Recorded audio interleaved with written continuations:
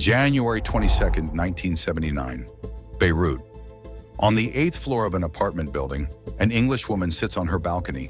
She paints city landscapes. Neighbors know her as Penelope and A painter. Below her window, a red Volkswagen waits at the curb.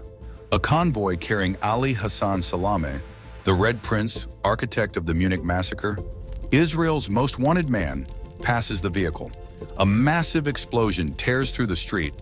The spy vanishes that evening, boarding a boat that carries her into the Mediterranean and into legend. For 7 years, Mossad's best operatives failed to eliminate Salameh. 15 agents, 5 attempts, 1 innocent man killed by mistake. How did one female operative accomplish what Mossad legends failed to achieve? Eliminating the Red Prince? September 5th, 1972. Munich, West Germany. The Olympic Games enter their 11th day. At 4:30 in the morning, 8 Palestinian militants scale a fence surrounding the Olympic Village. They belong to Black September. They carry Kalashnikov rifles and hand grenades. The men storm 31 Connolly Strasse, the building housing the Israeli Olympic team.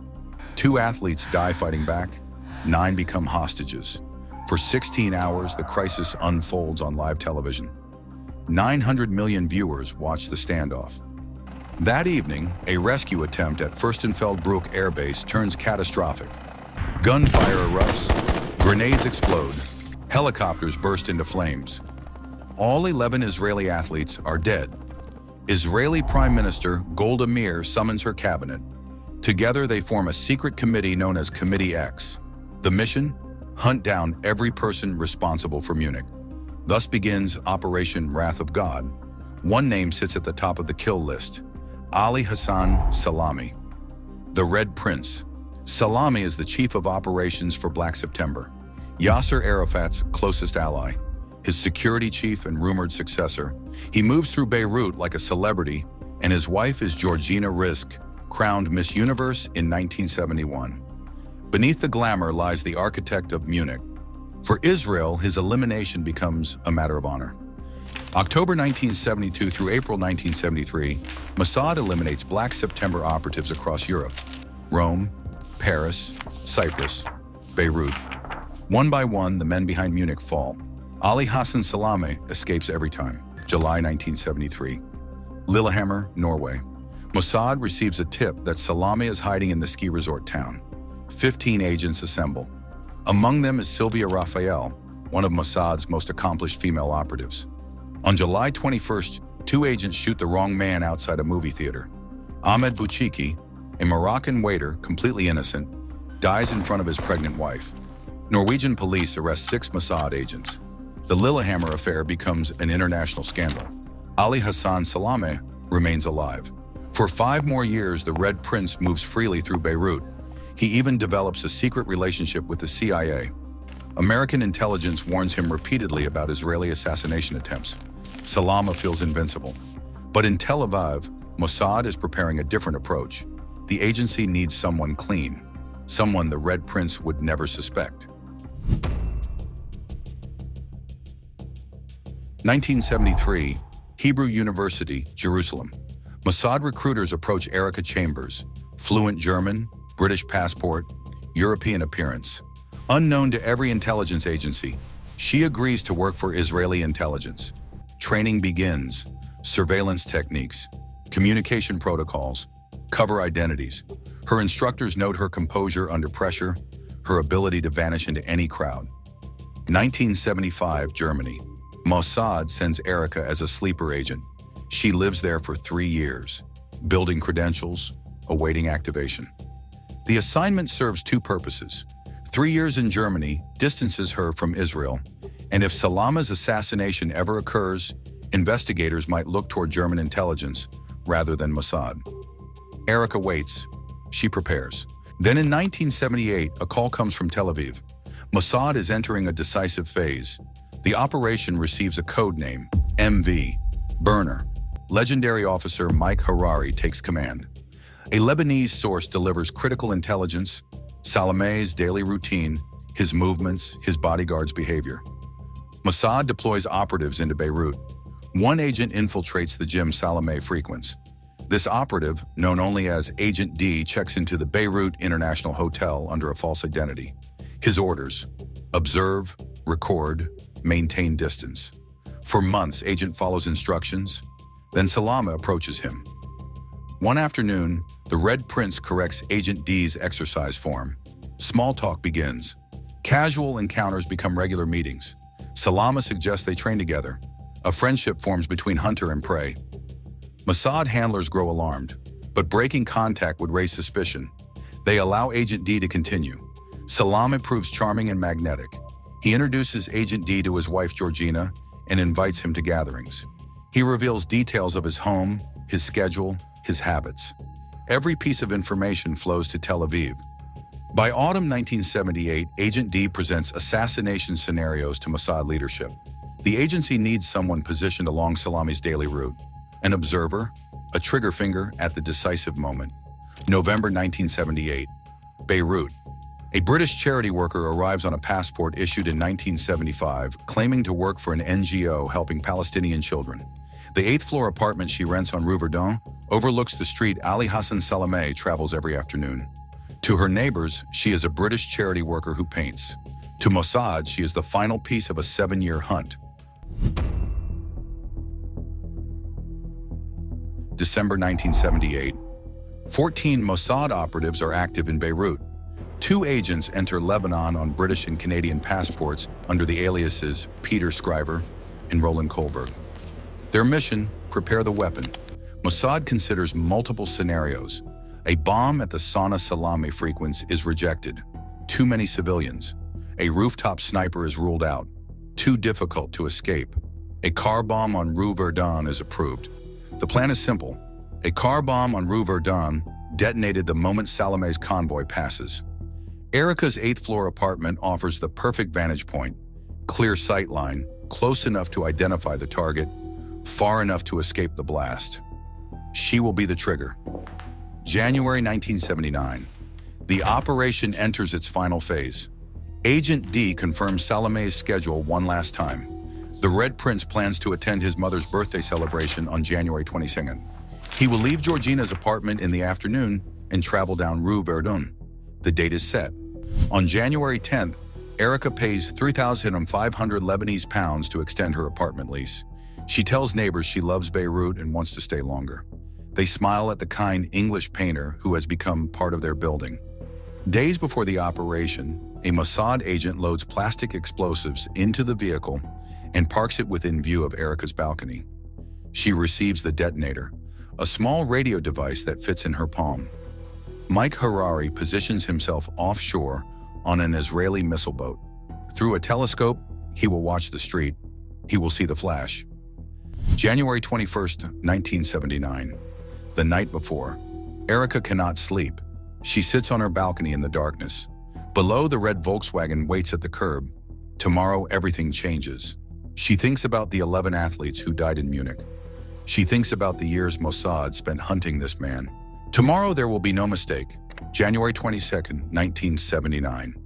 At 3:30 in the afternoon, 2 Chevrolet station wagons leave Georgina's apartment in Snubra. Inside one of them sits Ali Hassan Salameh.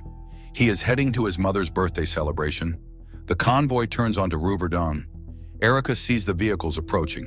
She recognizes the formation. 2 Chevrolets, 4 bodyguards, the Red Prince in the lead car. Her hand moves to her pocket. At 3:35, the convoy reaches the red Volkswagen. Erica presses the button. A thunderous blast rips through Rue Verdun. The red Volkswagen erupts into a fireball. 220 pounds of plastic explosives tear through steel, glass, and flesh in a single, devastating instant. The shockwave shatters windows for blocks in every direction. Car alarms scream across the neighborhood. Smoke billows into the afternoon sky, a dark column rising over Beirut. Salameh's lead Chevrolet takes the full force of the explosion. The vehicle lifts off the ground, twists violently in midair, and crashes back onto the pavement, a mangled wreck of burning metal and shattered glass. Flames lick through the broken windows. The engine block lies 20 feet from the chassis. The second Chevrolet slams into the debris at full speed. Bodyguards inside are thrown against shattered windshields. The convoy that left Georgina's apartment minutes ago is now a graveyard of twisted steel. On the street below, chaos erupts. Pedestrians scream and scatter in every direction. Shop owners rush from doorways, their faces frozen in horror. The air fills with the acrid smell of burning rubber and gasoline. A German nun walking nearby collapses on the sidewalk, shrapnel buried deep in her chest. A British secretary named Susan Wareham falls dead just meters from the blast zone. Her afternoon walk ended in an instant. 2 other bystanders collapse on the pavement, caught in the wrong place at the wrong moment. 4 of Salameh's bodyguards die instantly. Their bodies lie scattered among the wreckage, torn apart by the force of the explosion.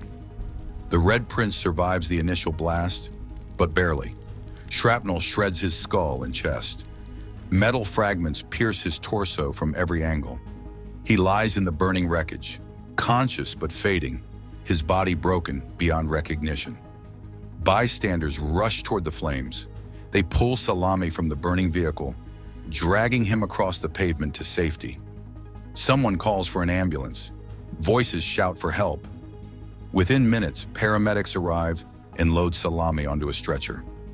The ambulance races through the streets of Beirut toward the American University Hospital. Doctors fight to save him. For 28 minutes, surgeons battle against the inevitable.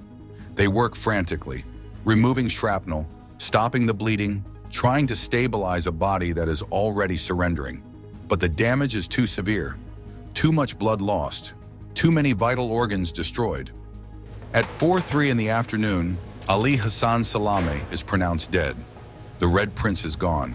7 years after Munich, 5 failed attempts. 1 innocent man killed by mistake in a Norwegian town. Countless hours of surveillance, planning, and waiting across 3 continents. It ends on a quiet street in Beirut with the press of a button. 8 floors above the carnage, Erica Chambers moves quickly. She sets down her paintbrush for the last time. She gathers her passport in a small bag. Everything she needs, nothing more. She takes one last look at the balcony where she spent months pretending to be someone else. The easel still stands by the window. Below, sirens wail from every direction. Crowds gather around the wreckage, pushing against each other to see what happened. Smoke continues to rise from the burning vehicles. Erica walks calmly out of her apartment. She descends the stairs at a measured pace, passing neighbors rushing to their windows. They push past her without a second glance, desperate to witness the chaos below. No one notices the English painter leaving. She meets 2 Mossad agents at a prearranged location several blocks away. Together, they climb into a waiting car and drive north toward the coast. The roads are clear. Lebanese security forces are racing toward Rue Verdun, not away from it. Police cars and ambulances stream past them in the opposite direction. At the port of Junia, a boat waits at the dock. Erica boards without looking back. The vessel pushes off from the shore and speeds into the Mediterranean, cutting through the waves toward open water. The Beirut skyline grows smaller behind them, the column of smoke still visible on the horizon. Miles offshore, an Israeli missile boat receives them. Mike Harari stands on deck, binoculars in hand. Through his telescope, he watched the flash from Rue Verdun. He saw the fireball rise above the rooftops. He knew in that instant, Israel's longest manhunt ends in smoke. Erica steps aboard the missile boat. Harari nods at her. A silent acknowledgement. The mission is complete.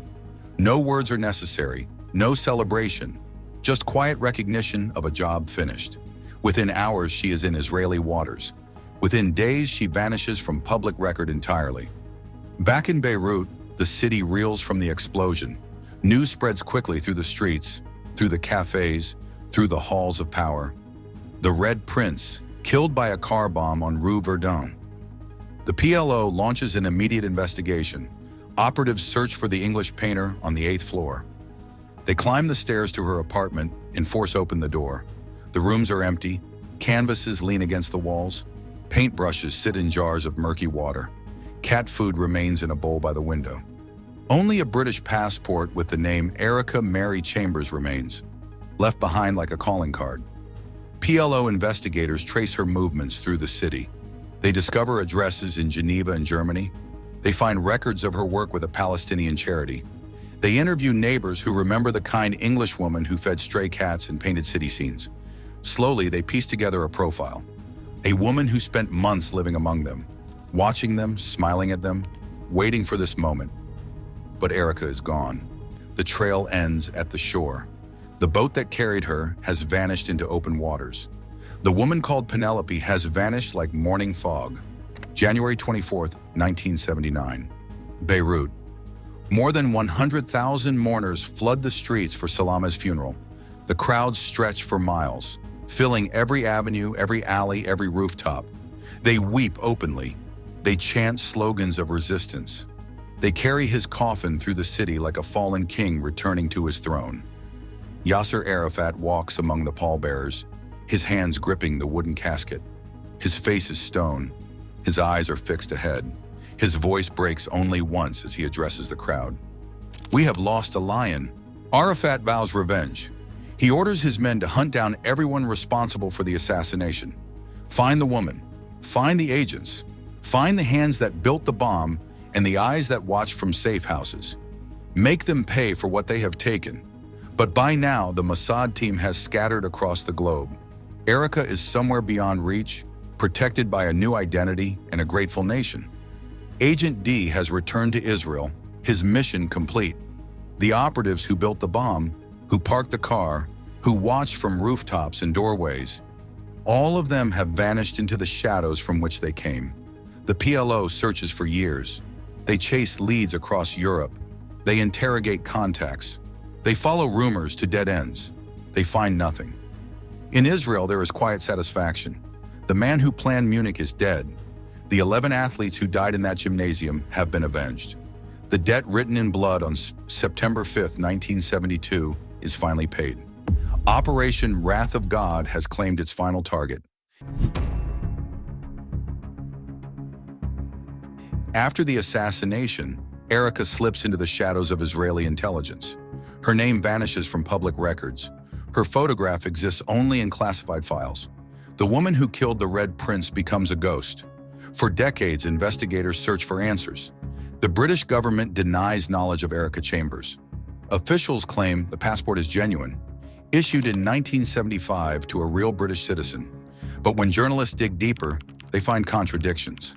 Addresses that lead to empty flats, phone numbers that ring forever, a paper trail that loops back on itself and dissolves into smoke. Every lead hits a wall. Some investigators believe Erica Chambers is a fabrication, a Mossad creation, a legend built entirely from forged documents and false identities, a name invented for a single operation, then erased from existence. The truth is more complicated. German intelligence expert Wilhelm Dietl spends years investigating the Salameh assassination. He interviews witnesses. He combs through archives. He chases rumors across 3 continents. In the early 1990s, Dietl travels to the United Kingdom. He meets with an elderly man, Marcus Chambers, a retired racing car engineer living quietly in England. Marcus confirms he has a daughter named Erica. Their relationship is strained. He rarely hears from her. Contact is almost non-existent. But occasionally a Christmas card arrives. The handwriting is familiar. The stamps are Israeli. His daughter is alive. She is in Israel. Beyond that, silence. Dietl also discovers that Erica maintains contact with her brother, Nicholas Mordaunt Chambers. Nicholas is an Oxford graduate, a Queen's Counsel, a respected civil court judge, a pillar of the British legal establishment, a man with a reputation to protect. Journalists approach Nicholas for confirmation. When asked if Erica is his sister and what happened to her, he laughs softly and replies that they are probably intrigued. Then adds it is best he says nothing. The reporter presses further. Nicholas deflects with practiced ease. Years later, when contacted again, he offers only one sentence. He hopes time has moved on. The silence speaks louder than any confession. For 40 years, the mystery lingers. Erica Chambers remains a name without a face, a shadow behind the explosion on Rue Verdun. Then in 2019, a breakthrough. Israeli television broadcasts a rare interview with Agent D, the operative who befriended Salameh at the gym in Beirut. For the first time in 4 decades, he speaks publicly about the mission. He describes the years of surveillance, the months of careful observation, the strange friendship that formed between hunter and prey, the moment he learned that the man who trusted him would die because of his intelligence. And he mentions a woman, a British operative named Erica Chambers. The interview confirms what investigators suspected for 40 years. Erica was real. She pressed the button. She killed the Red Prince. But the woman herself remains silent. Israeli journalist Ronen Bergman spends years researching Mossad's assassination programs.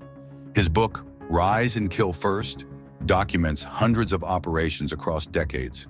He tracks down sources, he interviews retired agents, he pieces together classified histories that governments prefer to forget. About Erica, he writes, a nice British lady who used her own passport, an ad hoc operative recruited for a specific mission, used once, then discarded. A common procedure, used and discarded. A weapon deployed once, then stored away forever. According to sources close to the mission, Erica struggled with the aftermath.